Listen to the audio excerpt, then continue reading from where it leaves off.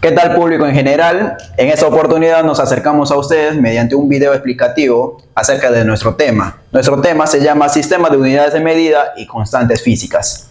Nosotros somos estudiantes de la Facultad de Medicina Humana, pertenecientes a la Universidad Nacional de la Amazonía Peruana.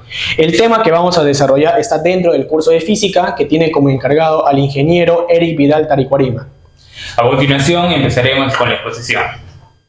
Los orígenes del sistema métrico decimal se encuentran en Francia. Antes del siglo XVIII, Francia nunca tuvo un sistema de unidades unificado. A lo largo del tiempo, muchos representantes y personas trataban de reducir este sistema. En 1975, Francia contaba con más de 700 unidades de medida. Ciertos criterios de la anatomía fueron utilizados en ese tiempo. Por ejemplo, utilizaban la palma de la mano para medir ciertos objetos. También utilizaban el pie, el codo y entre otras cosas más. Estas unidades representaban, además de valores diferentes de una ciudad a otra, una corporación a otra, y a menudo dependían también del tipo de objeto que se medía. Las medidas de volumen y las de longitud no tenían vinculación alguna entre ellas. Esta situación también limitaba al desarrollo de las innovaciones científicas. Por ello, a medida que la industria y el comercio empezaron a generalizarse, la necesidad de una armonización se impuso con fuerza. Talleyrand, influyente político y diplomado, propuso a la Asamblea la constitución de una comisión de sabios encargada de establecer la base de un nuevo sistema de unidades que asegurara la invariabilidad de las medidas, tomando como nuevas referencias patrones universales basados en fenómenos naturales. La comisión fue establecida el 16 de febrero de 1791 y estuvo compuesta por científicos de gran renombre como Borda, Condorcet, Laplace, Larget y Monge. Su primera tarea fue dirimir entre tres posibles referencias para establecer una nueva definición del metro. La nueva definición del metro fue aceptada, pero el verdadero desafío de la longitud exacta del cuarto meridiano terrestre acababa de empezar. El sistema métrico decimal, que contenía la simplicidad y la universalidad en su concepción, empezó a propagarse fuera de Francia.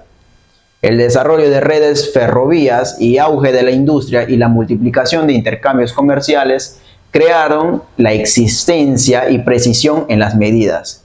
Desde el principio del siglo XIX, este sistema fue adaptado a diversas provincias italianas. Fue declarado obligatoriamente en los Países Bajos en 1816 y escogido por España en 1849. Así posteriormente se fue expandiendo por todo el globo terrestre, consiguiendo modificaciones mínimas, adaptándose a diversas áreas de la ciencia, industriales, comerciales, entre otros. Muy bien, a continuación mi persona va a hablar sobre los sistemas de medidas, que se dividen en dos, el sistema internacional y el sistema inglés. A continuación mi persona va a hablar sobre los sistemas de unidades de medidas, que en esta oportunidad voy a mencionar a las dos principales, que es el sistema internacional y el sistema inglés. Como concepto del sistema internacional tenemos que es un conjunto de unidades estandarizadas que se utilizan para cuantificar magnitudes físicas, empleando un instrumento de medición. Ahora, acerca del sistema internacional, como un poco acercándome a la historia, puedo decir que se estableció en 1960 en la 11ª Conferencia General de Pesos y Medidas. Actualmente es el sistema métrico moderno más usado a nivel mundial. Es una versión modernizada y mejorada del antiguo sistema métrico decimal. El sistema métrico decimal fue desarrollado en Francia durante la Revolución Francesa en el siglo XVIII. La utilización de esta unidad mayormente se basaba en decimales para medir longitudes, masas y otras magnitudes. Introdujo ajustes y mejoras en las definiciones de algunas unidades. Me refiero al sistema internacional, como acabo de repetir, es la mejora o la continuación del sistema decimal. El sistema internacional forma parte de un pequeño conjunto de números y magnitudes denominadas básicas. Y a partir de esas unidades básicas salen las denominadas derivadas, que es el producto, o se puede decir como es un producto de potencias de las básicas. A continuación, como pueden ver, voy a presentar el cuadro de las unidades de medidas del sistema internacional, dentro de la cual la primera magnitud es la longitud, ya que tiene como nombre el metro y como símbolo la M. Como segundo está la masa, que se denomina como nombre el kilogramo y tiene como símbolo la kg. Como tercero voy a mencionar el tiempo, que tiene como nombre denominado en segundos y tiene como símbolo la S, y sucesivamente con la temperatura, que tiene como nombre el Kelvin, símbolo K, intensidad de corriente eléctrica, cantidad de sustancias, intensidad luminosa. Y esos serían las unidades más importantes, las unidades básicas del sistema internacional. Ahora voy a hablar sobre las derivadas, la cual tiene como magnitudes a la superficie, que está denominado como metro cuadrado, y como símbolo m elevado al cuadrado. Como segundo el volumen, que su nombre sería el metro cúbico elevado a m al cubo. Luego sigue la velocidad inicial y así sucesivamente. Como pueden ver, está la aceleración, que tiene como nombre metro por segundo al cuadrado, y como símbolo metro sobre segundo al cuadrado, m sobre s al cuadrado.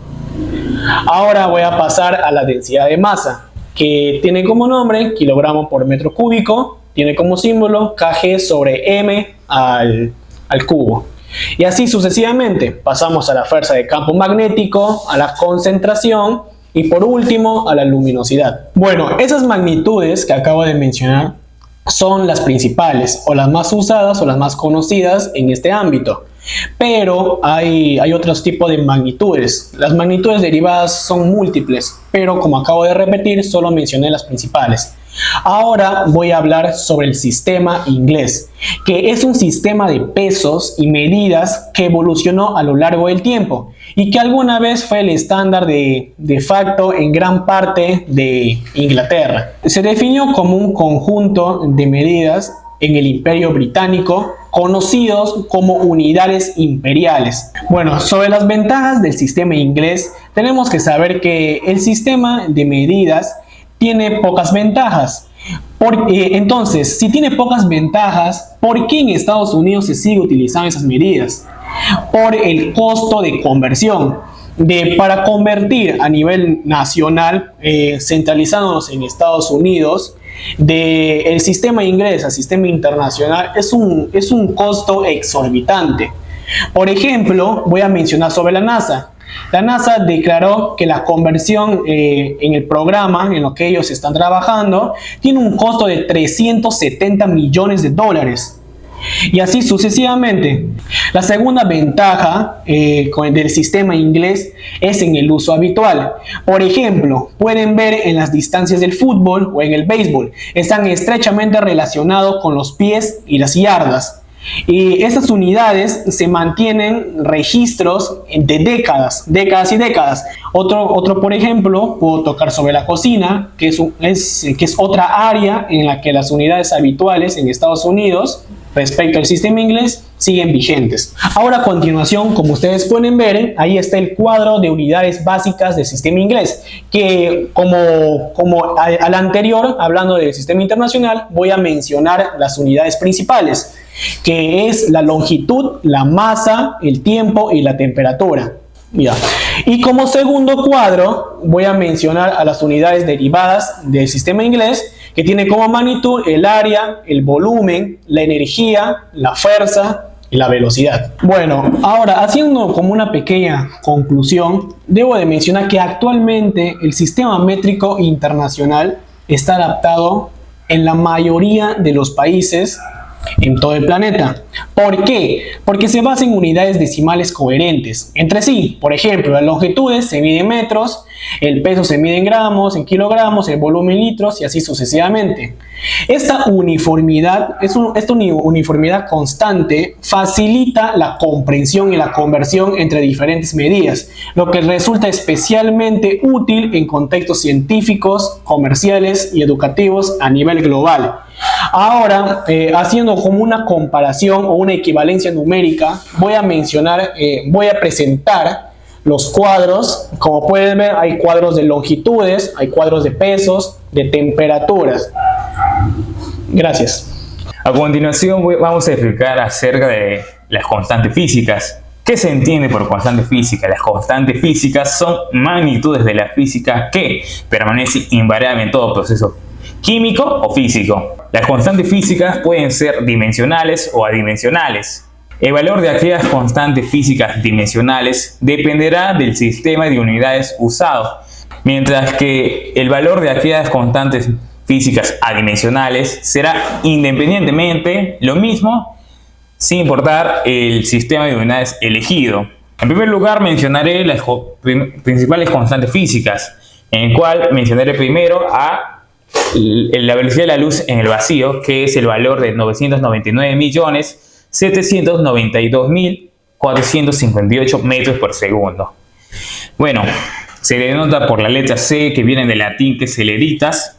A principios de la década de 1960, William Roberti hizo un experimento en el cual se encargaba de aumentar la rapidez de los electrones. Como los electrones tienen la velocidad negativa, en teoría, mientras más energía negativa se le pase al móvil, más rápido se volverá. Entonces, solo se tiene que aumentar la energía negativa al material hasta que llegue a la velocidad de la luz, que sería aproximadamente 300 millones por metros por segundo. Pero esto no es posible. ¿Por qué? A medida que los objetos viajan más rápido, su masa crece. Y cuando su masa crece, es más difícil aumentar su aceleración. ¿Pero por qué? Los fotones sí pueden viajar a la velocidad de la luz, mientras que los electrones no. Los fotones son bastante especiales. ¿Por qué? Porque no solo carecen de masa, lo que da vía libre para atravesar espacios vacíos, sino solo que también cuando se crean ya están en su máxima velocidad posible. Respecto a las constantes de Planck, la constante de Planck es una magnitud física, una constante física fundamental en la física cuántica, y su nombre se debe al matemático físico Max Planck. La constante de Planck define la cantidad de energía que puede soportar y transportar un fotón. Un dato interesante de la constante de Planck es que participa en el principio de incertidumbre de Heisenberg. ¿Qué quiere decir esto? Que no se puede conocer simultáneamente la posición y la velocidad de la partícula, sino que solo puedes conocer necesariamente uno. Ahora, a la siguiente constante se llama la constante gravitacional, se denota por la G mayúscula. Respecto a la constante gravitacional es una constante universal en la cual se determina la naturaleza del universo. ¿Por qué? Porque mide la fuerza de adaptación entre los cuerpos. Un ejemplo de esto está en el sistema solar, o uno más claro está en la Tierra y la Luna. Muy bien, una vez finalizando con el concepto, la explicación de lo que son las medidas, el sistema de medidas, tanto el internacional como el inglés, y también las constantes físicas, vamos a dar pase a la explicación de ciertos ejercicios. Empezamos en el número 1. Muy bien, el ejercicio 1. Como pueden ver, nos dicen, las unidades se pueden tratar como cantidades algebraicas que se pueden cancelar entre sí. Por ejemplo, un automóvil viaja hacia el sistema internacional. Podemos darnos cuenta, aquí como pueden ver los datos, en el sistema inglés nos piden 60 millas. Ahí nos dice un automóvil viaja a una velocidad de 60 millas por hora. Aquí está el primer dato, 60 millas por hora. Después, en el método de conversión, sabemos que una milla vale 1609.34 metros. Y una hora vale 3600 segundos. Ahora, si pasamos a la solución, o hacemos el método de transformación, en la cual 60 millas por hora lo multiplicamos por 1609.34 metros dividido sobre una milla. Haciendo la simplificación, eliminamos millas con millas, 600 segundos, y nos sale como respuesta 26.8 metros sobre segundo. Bueno, el ejercicio 2. Entonces, en la figura se muestra un avión y una moto moviéndose horizontalmente con rapidez constante. ¿A qué distancia horizontal de la moto debe soltar un proyectil para impactar sobre ella? Dándonos como dato la gravedad igual a 10 metros de altura, ¿no? Entonces, los datos que tenemos, como mencioné anteriormente, la velocidad del avión por segundo, velocidad de motor 10 metros por segundo, la altura 80 metros y la gravedad que es 10 metros por segundo al cuadrado. Entonces, este ejercicio se va a dividir en movimientos horizontales y verticales. Los movimientos verticales se van a encargar de realizarse por caída libre. Entonces, caída libre va a ser esta fórmula. ¿Por qué esta fórmula? Porque tenemos los cuatro datos. Altura, velocidad inicial, que en este caso no nos dice, pero se dice que se deja caer, se debe soltar. Entonces, la velocidad inicial es 0, la gravedad es 10. Y el tiempo en este caso, es el factor común tanto en caída libre como en movimiento rectilíneo uniforme. Entonces, reemplazamos los datos. 80 es igual a 0 por t, sale 0, más 10 sobre 2 sale 5. Quedando en total 5t al cuadrado.